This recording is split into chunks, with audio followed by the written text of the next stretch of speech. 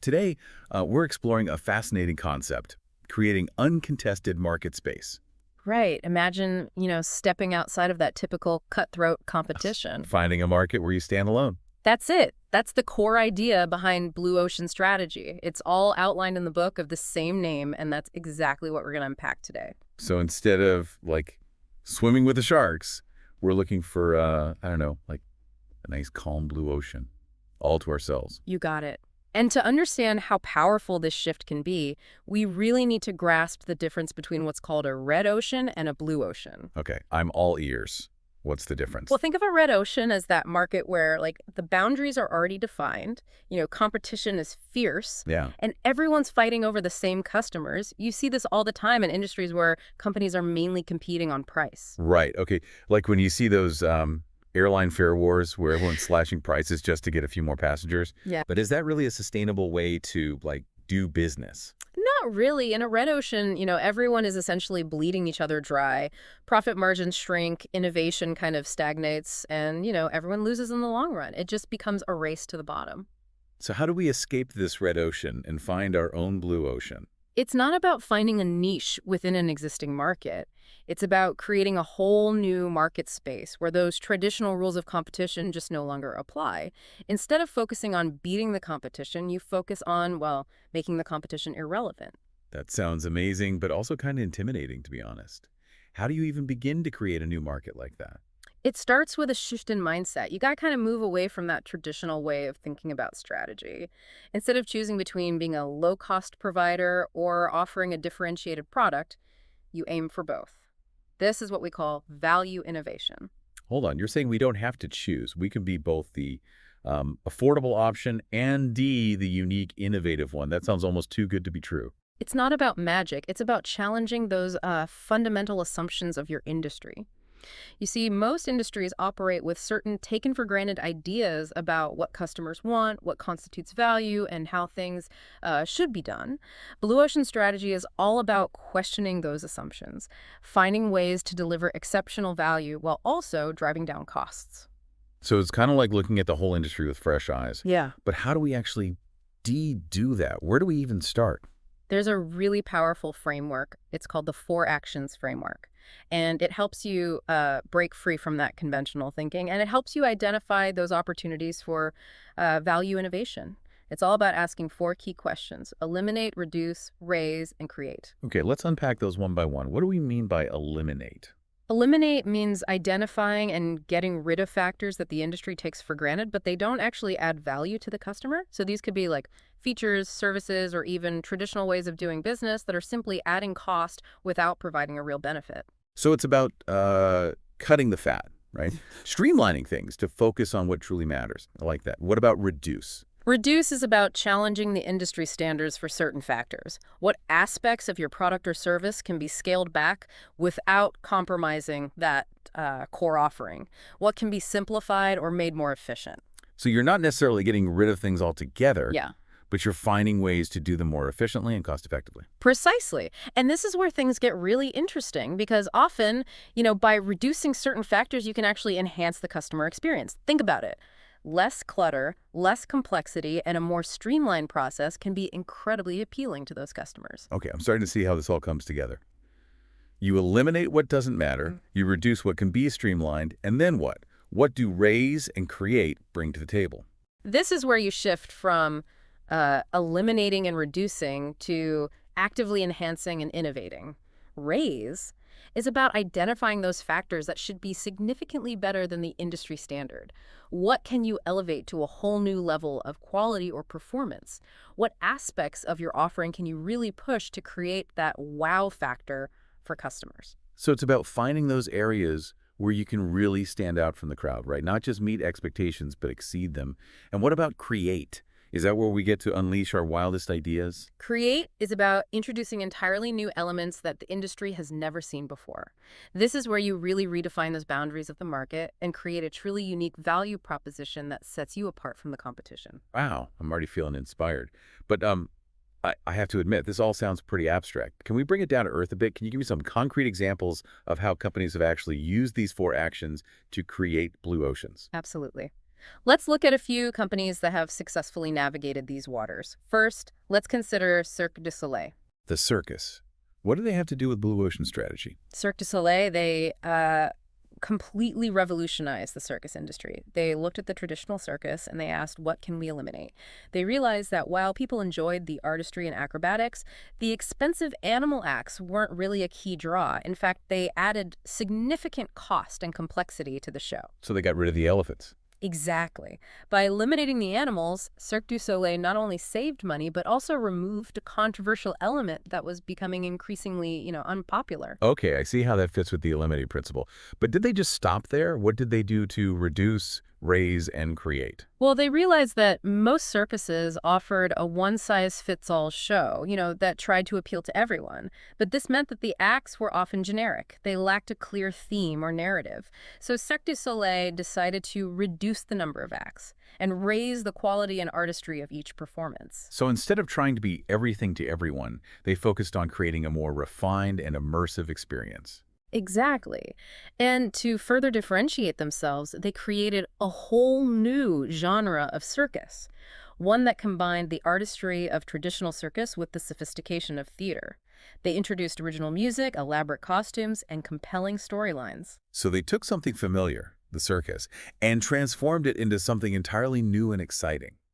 That's a powerful example of how those four actions can work together to create a blue ocean. Do you have any other examples? Preferably something a little less acrobatic. Of course.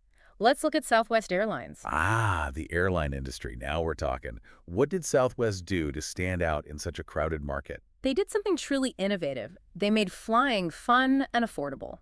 But to understand how they achieved this, we need to delve into the four actions framework. Okay, let's see how they applied those actions. What did they eliminate? Southwest realized that many of the things that traditional airlines considered essential were actually adding cost without adding value for their, target customers. They eliminated assigned seating, which simplified boarding and reduced turnaround time. They got rid of meals and opted for simple snacks, saving on catering costs and minimizing waste. So they stripped away the frills and focused on the core experience of getting people from point A to point B. Yeah. Clever. What did they reduce? They standardized their fleet, using only Boeing 737 aircraft. It simplified maintenance, training, and operations, and it allowed them to negotiate better deals with Boeing, reducing their capital expenditures. So they found efficiencies by streamlining their operations. What about raise? Where did they go above and beyond the industry standard? Southwest invested heavily in customer service, creating a culture of friendliness and fun that became a hallmark of the brand. They empowered their employees to go the extra mile to make passengers happy. So they turned their employees into a key differentiator, a source of competitive advantage. That's really smart. And finally, what did they create? Southwest pioneered the point-to-point flight model, bypassing traditional hub-and-spoke systems. This allowed them to offer more direct flights and reduce travel time for passengers. That's a game changer. They didn't just tweak the existing system, they created a whole new way to fly. It seems like Southwest really nailed those four actions. But I'm curious, how did these companies find those hidden opportunities to create blue oceans? Is there like a secret formula or something? Well, there's no magic formula, but there are definitely some proven strategies for uncovering those untapped market spaces. And that brings us to the concept of the 3 tiers of non-customers. 3 tiers of non-customers. Okay, now you've really piqued my interest. Tell me more. These are those customer groups that, most companies kind of overlook, Okay. and they represent a vast untapped market just waiting to be discovered. Okay, I'm officially intrigued. Who are these mysterious non-customers? Well, the first tier is what we call soon-to-be customers. These are people who are currently buying products or services in your industry, but they're not entirely satisfied. All right. They're frustrated with the limitations of those existing offerings, and they're kind of actively looking for something better. So they're like on the fence, ready to jump ship if a more appealing option comes along. Exactly. They're the low-hanging fruit, so to speak. Yeah. A great example of targeting these soon-to-be customers is Salesforce. Okay. Before Salesforce came along, you see, most customer relationship management, CRM software, was designed for large corporations. It was expensive, complex, and required a lot of technical expertise to implement. Yeah, not exactly user-friendly for your average small business owner. Right. Salesforce saw an opportunity to cater to those small businesses who were frustrated with the existing CRM options. They created a cloud-based system that was Simple, affordable, and easy to use. Hmm. And it was a huge success. They basically democratized CRM Yeah. software, making it accessible to a whole new market. That's a great example of tapping into that soon-to-be customer group. Okay, what about the second tier? Who are they? The second tier is those refusing customers. These are people who, you know, consciously choose not to buy products or services in your industry. They might see the existing offerings as like too expensive, too complicated, too inconvenient, or just simply not relevant to their needs. So they're basically saying thanks, but no thanks to the whole industry. Precisely. And often, there are very good reasons why they're refusing. A classic example of successfully targeting refusing customers is, once again, Southwest Airlines. Okay. Before Southwest came along, air travel was seen as a luxury for a lot of people. If you're on a tight budget, you took a bus or a train. Yeah, flying was definitely out of reach for a lot of folks back then. Southwest changed all that. They made flying accessible to a whole new group of customers, those refusing customers who previously couldn't afford it, by, stripping away the frills, focusing on efficiency, and offering those consistently low fares. They converted a huge number of non-flyers into those loyal customers. I love how Southwest keeps popping up as an example. It really shows how powerful this approach can be. Okay, so we have soon-to-be customers who are looking for a better alternative and refusing customers who are actively avoiding your industry. That leaves one more tier, right? Tell me about those folks. The third tier is perhaps the most intriguing of all, and it's the unexplored customers. These are people who have never even considered your industry as, like, a possibility. They're so far removed from your current market that they don't even see themselves as, potential customers. Wow, that's thinking outside the box. Yeah. Any examples of companies successfully reaching this third tier? A great example is Nintendo and the Wii. Okay. Before the Wii came along, the gaming industry was primarily focused on hardcore gamers, Yep. young people who loved complex games with like high-end graphics. Yeah, not exactly grandma friendly. Exactly. But Nintendo saw an opportunity to reach a much broader market, those unexplored customers who had never considered themselves like gamers. With its simple motion controls, family-friendly games, and intuitive interface, the Wii appealed to people of all ages and gaming experience levels. They turn non-gamers into gamers. That's really impressive. So we've identified these three tiers of non-customers who represent like a huge pool of potential demand. But how do we actually find them? Where do we start looking? That's where the Six Paths framework comes in. This framework provides a structured approach to discovering those hidden blue oceans, those untapped markets that are just waiting to be unlocked. Ooh, a framework. I love a good framework. Tell me more. The first path is to look across alternative industries. Instead of just focusing on your direct competitors, ask yourself, what other industries serve a similar purpose or meet similar needs? Are there any lessons we can learn from those industries? Can we borrow or combine elements from those industries to create something entirely new? So the cross-pollinating ideas from different fields. Precisely. A classic example of this is iTunes. Before iTunes, people essentially had like two options for getting music: buying those expensive CDs or illegally downloading MP3s. Ah, the good old days of Napster. Apple saw an opportunity to bridge the gap between those two alternatives.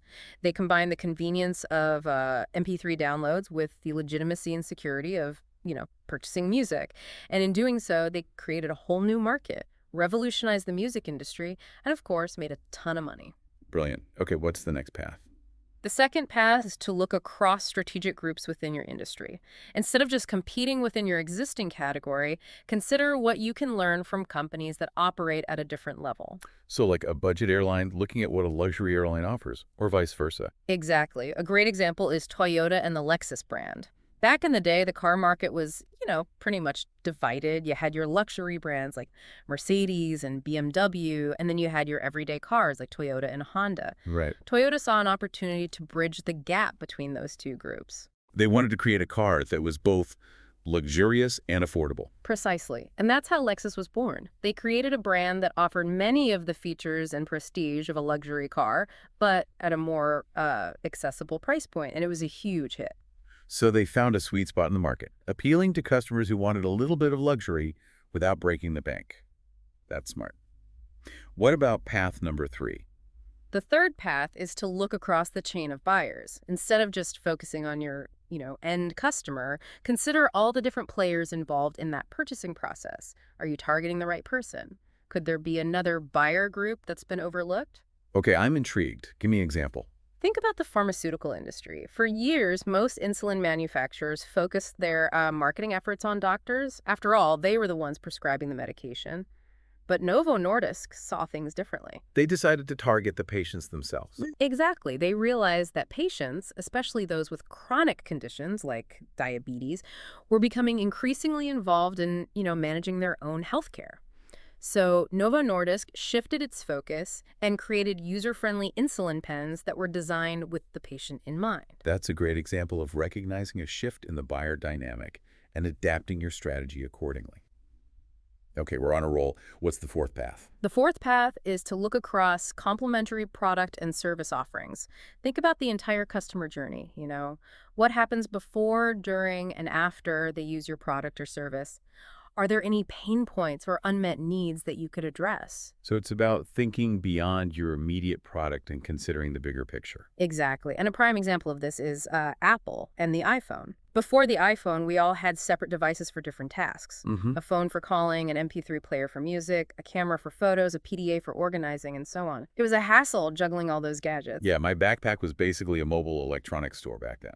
Apple saw a brilliant opportunity to integrate all those functions into one sleek, user-friendly device. They weren't just selling a phone, they were selling a complete solution that simplified people's lives and redefined what a mobile device could be. It was a game changer for sure. Yeah. And it totally revolutionized the way we communicate and consume media. Okay, 2 more paths to go. What's next? The fifth path is to look across functional or emotional appeal. Does your industry typically focus on logic and functionality, or is it more about emotion and brand image? Consider whether you can shift that balance to create a new appeal. So if everyone's focused on being practical, maybe there's an opportunity to inject some emotion into the mix, or vice versa. Precisely. A classic example is Swatch.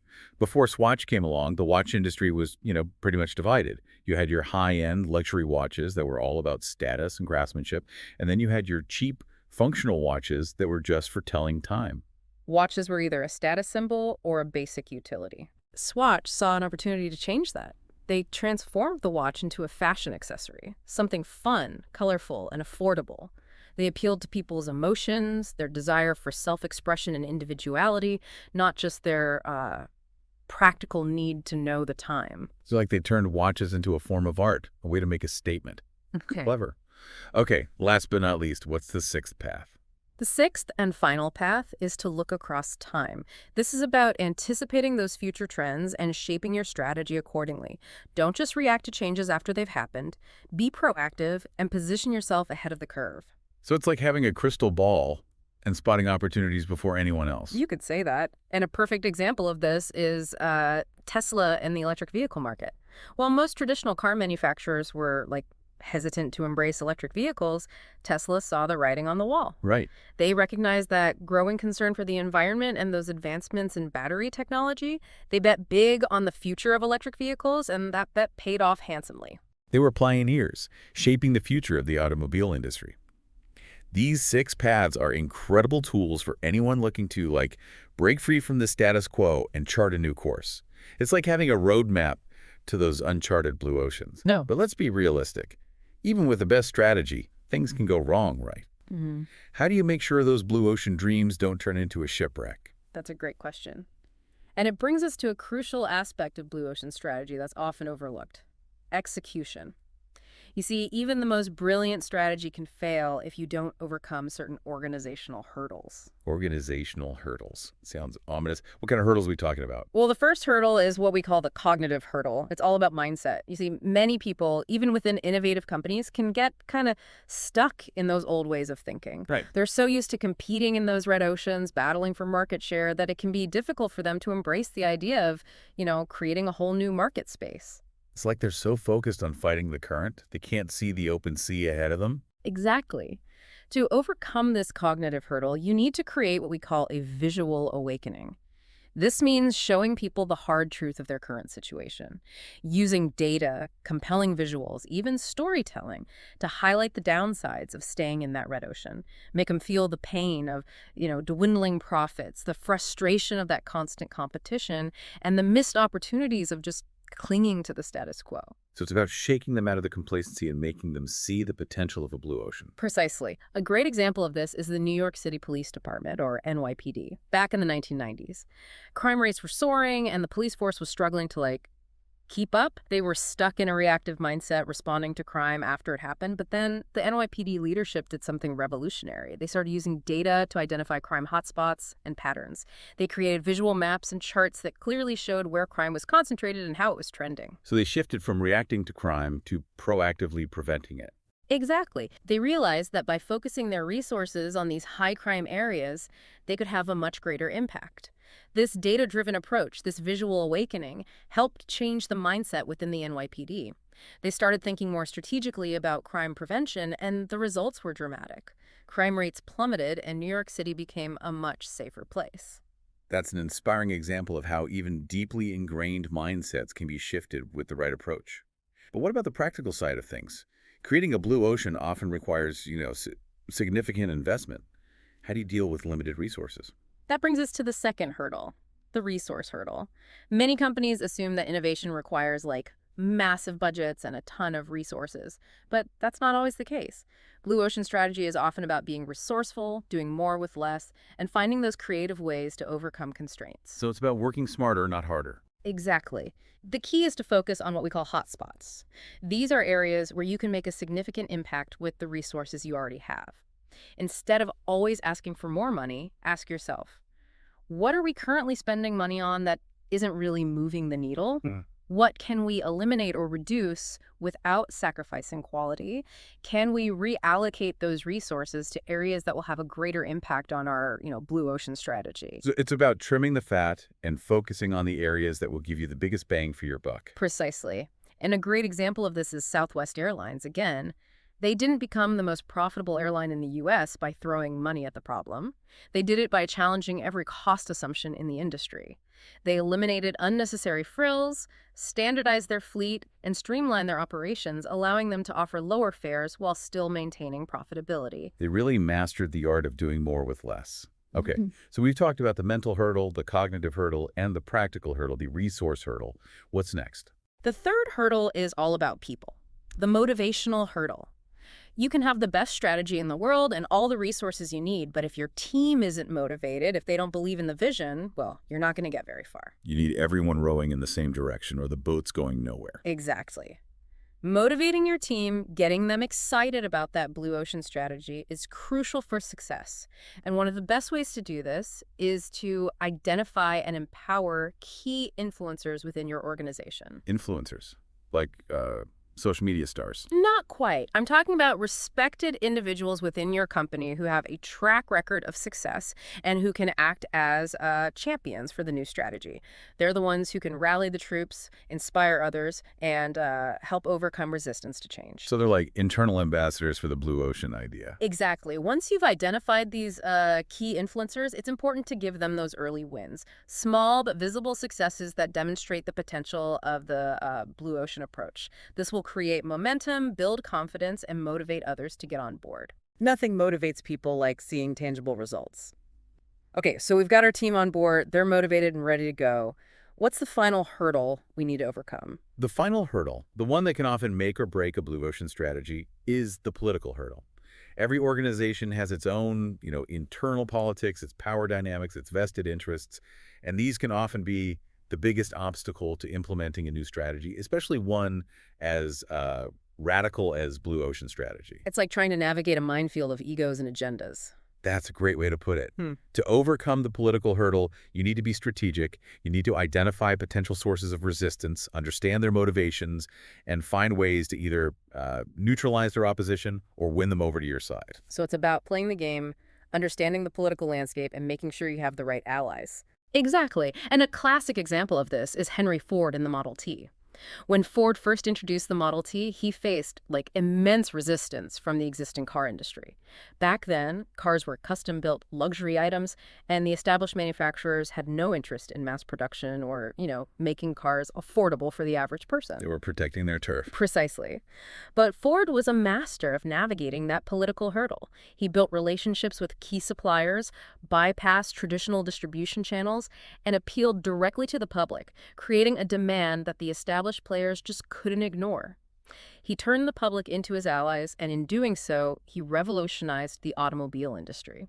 That's a powerful reminder that even the most brilliant ideas can be stifled by organizational politics. But with the right approach, these hurdles can be overcome and blue oceans can be created. Absolutely. And remember, Blue Ocean Strategy is not a one-time event. It's an ongoing process of searching for new opportunities, challenging assumptions, and constantly innovating. It's about creating a culture of creativity and a willingness to embrace change. Exactly. And as we've seen today, the rewards can be truly transformative. This has been an incredible deep dive into blue ocean strategy. We've covered a lot of ground, from the fundamental concepts of value innovation and non-customer tiers to the practical tools of the Six Paths framework and the strategic sequence for success. And we've learned how to navigate those tricky organizational hurdles that can, well, make or break any innovation effort. It's been a pleasure sharing these insights with you. Thank you so much for joining us today and for sharing your expertise. It's been an enlightening conversation. My pleasure. And to our listeners, we hope this deep dive has inspired you to think differently about your own business or career. We encourage you to explore the concepts we've discussed today and to see if you can find your own blue ocean. Remember, it's out there waiting to be discovered. Happy sailing. Until next time, happy innovating.